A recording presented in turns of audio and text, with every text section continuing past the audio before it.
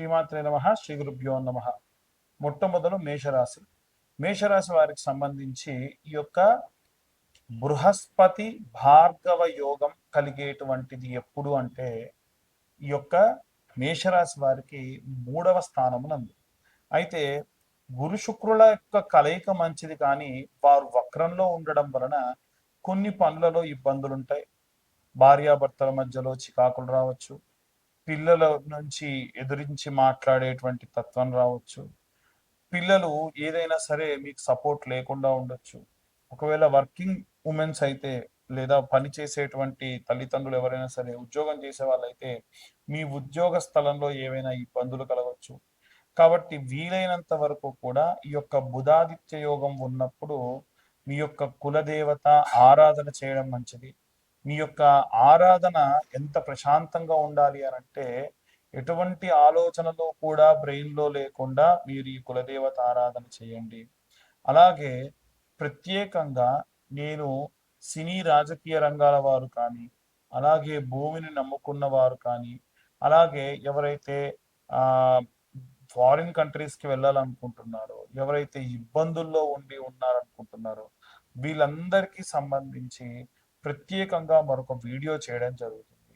ఆ వీడియోలో ఎలా అంటే ఏ ఏ ప్రాబ్లమ్స్ ఉంటే వాళ్ళు ఎలాంటి రెమెడీస్ చేయాలని ప్రాబ్లం, అలాగే ఆ రెమెడీ గురించి ప్రత్యేకంగా చేయడం జరుగుతుంది. అయితే ఈ ఆగస్టు నెలలో మాత్రము ప్రత్యేకమైనటువంటి గ్రహ సంచారాన్ని బట్టి చూసుకుంటే మీకు సూర్యుడు బుధాదిత్య యోగం కూడా ఒక పక్క జరుగుతున్న 12వ స్థానంలో, బుధాదిత్య యోగానికి 12వ స్థానంలో ఈ యొక్క శుక్ర బృహస్పతి గ్రహాల యొక్క కలయిక అనేటువంటిది ఉంది. దీని వలన కాస్త ఇబ్బందులు ఖచ్చితంగా రావచ్చు. అధైర్యపడకండి, ధైర్యంగా ఉండండి. ఖచ్చితంగా చెబుతున్నాను, ఈ యొక్క నెలలో, ఆగస్టు నెలలో అంటే ఆగస్టు నెలలో వచ్చేటువంటి స్కంద షష్ఠి వరకు గనక మీరు కాస్త ఓపికతో ఉంటే, ఆ స్కంద షష్ఠి సమయంలో వరకు కూడా మీరు సుబ్రహ్మణ్యేశ్వర స్వామి ఆరాధన చేసుకుంటే ఖచ్చితమైనటువంటి సత్ఫలితాలు పొందవచ్చు. ఇక అందరూ కూడా ఎలాంటి రెమెడీస్ తీసుకోవాలి, ఎలాంటి మంత్రం చదువుకోవాలి అనే విషయాన్ని ఇప్పుడు మనం తెలుసుకుందాం. శ్రీమాత్రే నమః. శ్రీ గురుభ్యో నమః. ఈ ఆగస్టు నెలలో ఈ యొక్క శుక్రుడు మరియు గురుగ్రహ కలయిక, దీనిని భార్గవ బృహస్పతి యోగం అని అంటారు. వాస్తవంగా బృహస్పతి దేవతలందరికీ కూడా గురువు, భార్గవుడు అంటే శుక్రుడు రాక్షసులందరికీ గురువు.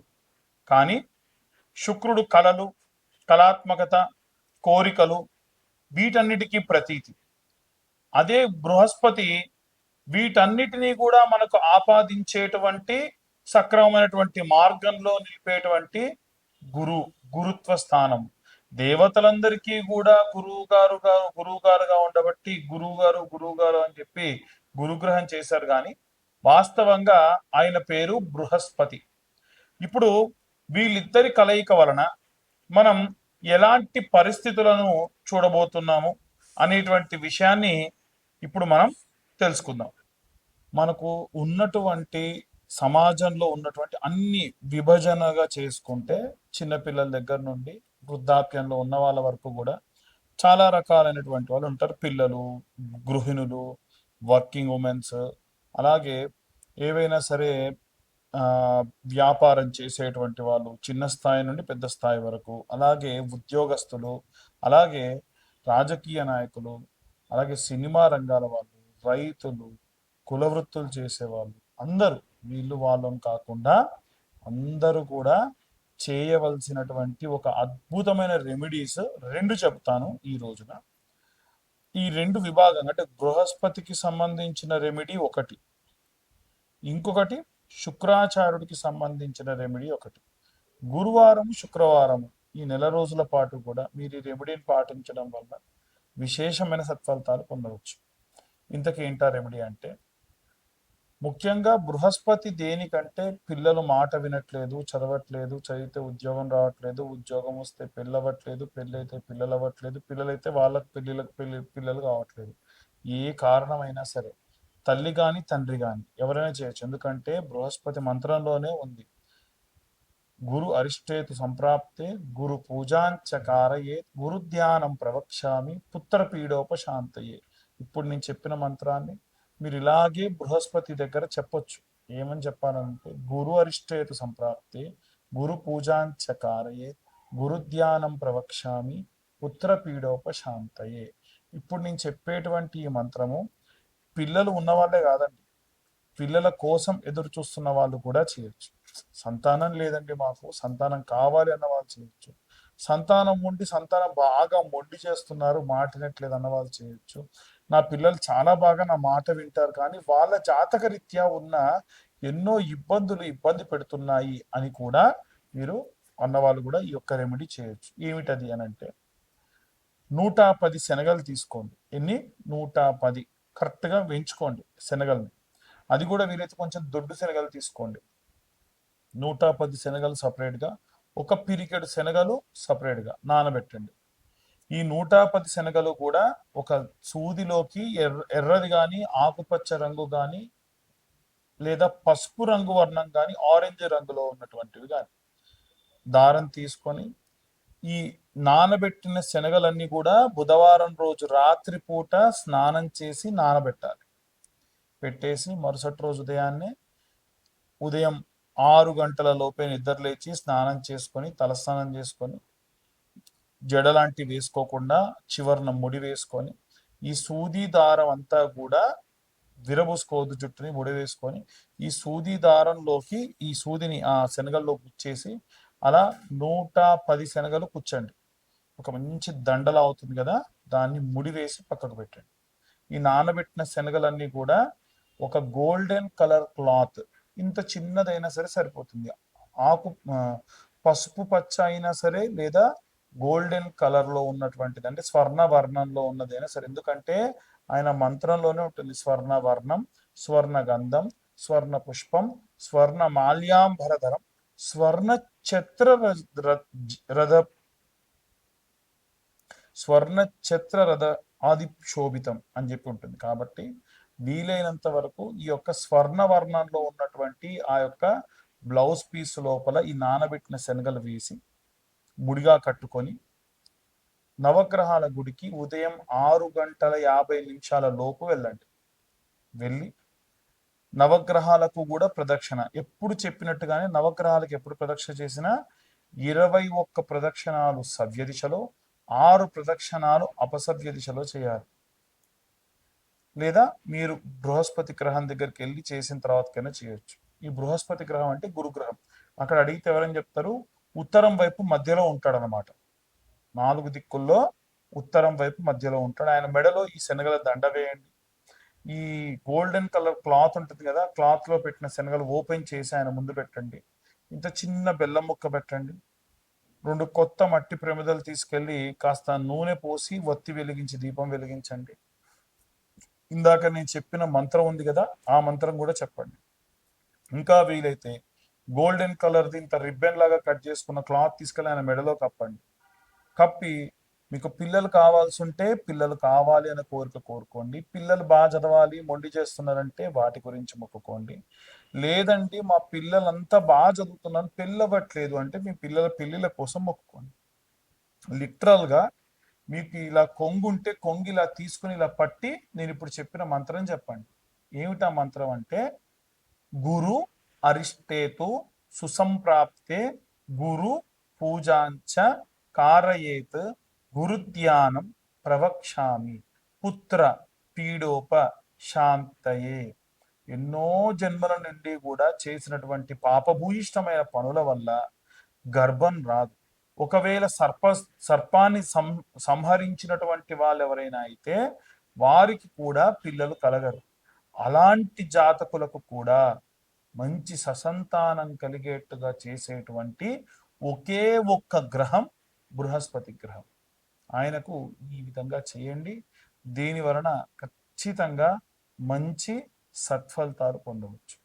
అలాగే ఇప్పుడు శుక్రాచార్యుల వారి గురించి కూడా చెప్పాగా, భార్యాభర్తలు బాగా కొట్టుకుంటున్నారు, గొడవలు పడుతున్నారు, చికాకులు ఉన్నాయి, లేదు మేమంతా బాగానే ఉన్నాం కానీ మా మధ్యలో సఖ్యత లేదు, మా ఇంట్లో అత్తగారి వల్ల వదిన గారి వల్ల ఎవరి వల్ల ఇబ్బంది పడుతున్నాము, ఈ కారణం కానీ ఇంకా ఇతరత్ర ఎన్ని కారణాలు ఉన్నా సరే ఆ కారణాలన్నింటినీ కూడా మనం దృష్టిలో పెట్టుకొని భార్యాభర్తలు బాగుండాలి, పరిస్థితి వ్యామోహంలో ఉండకూడదు అన్న ఉద్దేశంతో శుక్రాచార్యుల వారికి శుక్రవారం నాడు నేను ఇప్పుడు చెప్పిన విధంగా మీరు పూజ చేయండి. అది కూడా ఈ ఆగస్టు నెల ప్రారంభం అంటే శ్రావణ మాసం ప్రారంభమైనప్పటి నుంచి కూడా చేయొచ్చు.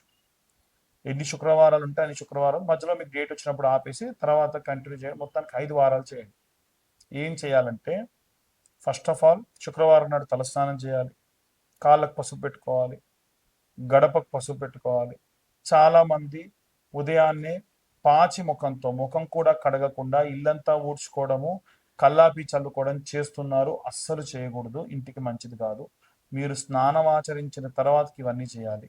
గడపకు కూడా పసుపు పెట్టాలి, కాళ్ళకు పసుపు పెట్టుకోవాలి. అమ్మవారి దగ్గర మీరు ఏదన్నా ఒక పండు నైవేద్యం పెట్టి నవగ్రహాల గుడికి వెళ్ళి బొబ్బెర్లు ఉంటాయి కదమ్మా, నానబెట్టిన బొబ్బెర్లు, అది ముందు రోజే నానబెట్టి ఆ బొబ్బెర్లు వీలైతే ఉడికించకున్నా సరే నానబెట్టినవైనా సరే కాస్తంత ఉప్పు వేసి, ఎప్పుడు కూడా మనము ఉప్పు దానం ఇవ్వం కానీ నైవేద్యంగా పెడితే మంచిది దేవుడికి, అందుకని ఉప్పు వేసి శుక్రాచార్యుడు వారి దగ్గరికి అంటే తూర్పు భాగంలో మధ్యలో ఉంటాడు అనమాట. తూర్పు భాగానికి ఉన్నటువంటి వరుసలో ఉన్న 3 గ్రహాల్లో మధ్యలో ఉంటాడు శుక్రగ్రహం. ఆయన దగ్గర ఆకు డొప్పలో మంచిగా ఇన్ని బొబ్బర్లు తీసుకెళ్లి పెట్టేసి బెల్లం ముక్క పెట్టి నైవేద్యం పెట్టి దీపం పెట్టేసి రండి. అయిపోలేదు, ఇంకా ఇంకా ఉంది. మీ హస్బెండ్కి సంబంధించి చేస్తున్నారు కాబట్టి ఒక చిన్న బండ తెచ్చుకోండి, మంచి స్మూత్గా ఉండే ఒక బండ లేదా ఒక టైల్స్ అయినా పర్వాలేదు, పగలకుండా చూసుకోండి 5 వారాలు కూడా. అమ్మవారి ముందు పెట్టి మధ్యాహ్నం పూట ఎటువంటి రజోగుణం లేనటువంటి పదార్థములతోని అన్నము, అలాగే కూరలు, ఆ కూరల్లో వంకాయ అలాగే కాకరకాయ లాంటివి లేకుండా సాత్వికమైనటువంటివి, అల్లం వెల్లిగడ్డ ఉల్లిగడ్డ లేకుండా ఏదైనా సరే కూర వండుకొని అమ్మవారికి చారు కూడా నైవేద్యం పెట్టొచ్చు. మిరియాలు లాంటివి వేసి, చింతపండు టమాటా లాంటివి వేసి చారు పెట్టి, ఇంత పెరుగు, ఇవన్నీ కూడా బండ మీద ఏమీ లేకుండా అమ్మవారికి కొద్ది కొద్దిగా అన్నం మీదనే కొద్ది కొద్దిగా వేసి నైవేద్యం పెట్టి మీరు మధ్యాహ్నం పూట ప్రతి శుక్రవారం మధ్యాహ్నం పూట ఆ బండ మీదే భోజనం చేయాలి. ఎటువంటి ఆకు వేసుకోకుండా భోజనం చేయాలి.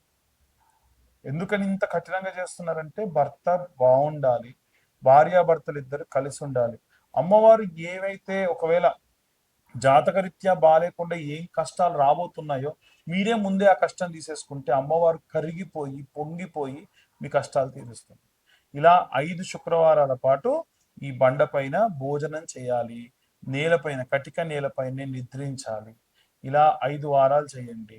ఖచ్చితంగా మీ భర్తలో విపరీతమైన మార్పు అనేటువంటిది రావడం ప్రారంభమవుతుంది.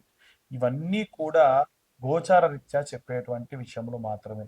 పూర్తిగా మీ జాతకం విశ్లేషణగా కావాలి అని అంటే 2025 రూపాయలు కడితే పూర్తిగా మీ జాతకాన్ని 60-70 పేజీల్లో మీకు అందించడం జరుగుతుంది. తరువాతకి ఎవరైతే ఈ జాతకం చెప్పించుకుంటారో వాళ్ళు ఈ కరుంగలి మాల వాళ్ళకి ఉచితంగా ఇవ్వడం జరుగుతుంది. అయితే ఈ కరుంగలి మాల కూడా మేము రుద్ర హోమంలో పెట్టి ఇచ్చేటువంటివి.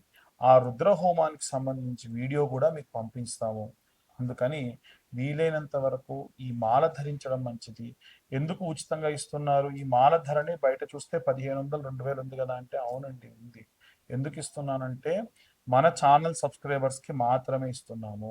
ఎవరైతే ఈ వీడియో చూస్తున్నారో వాళ్ళు నాకు ఈ వీడియోను పంపించి మీరు అడగండి, అయ్యా మీ వీడియో చూసాం పంపిస్తున్నాను, నాకు ఈ యొక్క జ్వాలాముఖి మాల కావాలి. ఈ జ్వాలాముఖి మాల అంత విశేషమైనటువంటిది. అలాగే మేము చేసినటువంటి ఈ వీడియో కనుక ఇన్ఫర్మేటివ్గా ఉంటే ఇంకా నలుగురికి మీరు షేర్ చేయండి. ఇప్పటి వరకు మా ఛానల్ సబ్స్క్రైబ్ చేసుకోకుంటే సబ్స్క్రైబ్ చేసుకోండి.